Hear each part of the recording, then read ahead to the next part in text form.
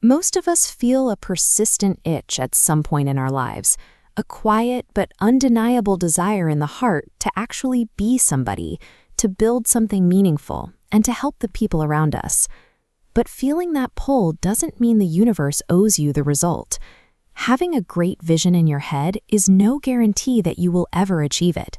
If you carry around massive aspirations but never attach them to concrete, actionable targets, those aspirations sour.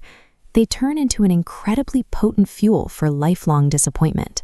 Raw desire is a starting point, but without a measurable blueprint to guide it, you are left staring at a painful gap between the things you want to do and the reality of what you actually get done. You probably know the feeling. You wake up early, you grind through emails, you expend massive energy, and yet months go by without an inch of actual headway in your life. This diagram illustrates the core trap. On the left, movement. On the right, true progress. It is dangerously easy to confuse the two. You can execute a high volume of tasks, looping endlessly through busy work, without actually crossing a single meaningful milestone. Doing a lot of things does not mean you are getting a lot done. As Denzel Washington put it, you can run in place all the time and never get anywhere. Escaping that kinetic treadmill requires abandoning the idea of constant chaotic energy. You have to build a highly structured, mechanical framework for your actions. The first step in that framework is structural. A massive, abstract dream is completely unmanageable until you forcefully break it apart into concrete pieces. Start with the singular block of a lifetime vision. Fracture it chronologically into life, yearly, and monthly goals. But the structure collapses if you ignore the bottom layer. You must drill all the way down to the single day. Moving these micro goals from your to-do list into reality relies on a dual engine setup: discipline, which gets you to start the work, and consistency, which forces you to finish it. Consistency is entirely unforgiving. It means showing up every single day. You cannot just apply effort on a Tuesday and then take the rest of the week off because the work feels hard. Daily discipline is the mathematical variable that takes your chaotic, scattered energy and finally points it in a straight line. Applying that level of strict discipline is frightening. It forces you completely outside of your comfort zone, and it guarantees that you will take risks and make mistakes.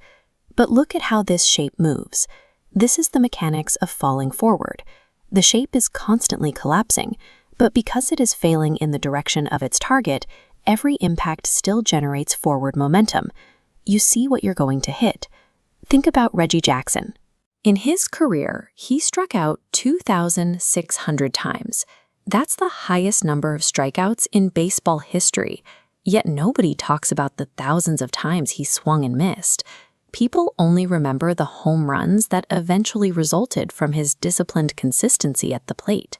Thomas Edison conducted 1,000 completely failed experiments, but number 1,001 was the light bulb.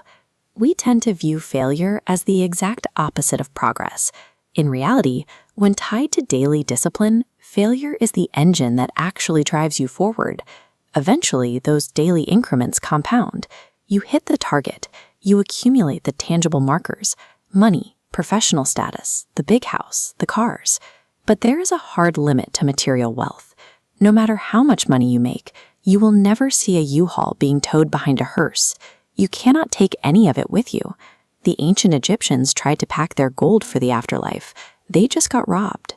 Because the actual value of success is never found in the raw volume of things you accumulate. It is entirely dependent on what you choose to do with the leverage you have built. There is a counterintuitive truth to human psychology. The absolute most rewarding, joy-inducing, and strangely enough, the most selfish thing a person can do is use their success to help someone else.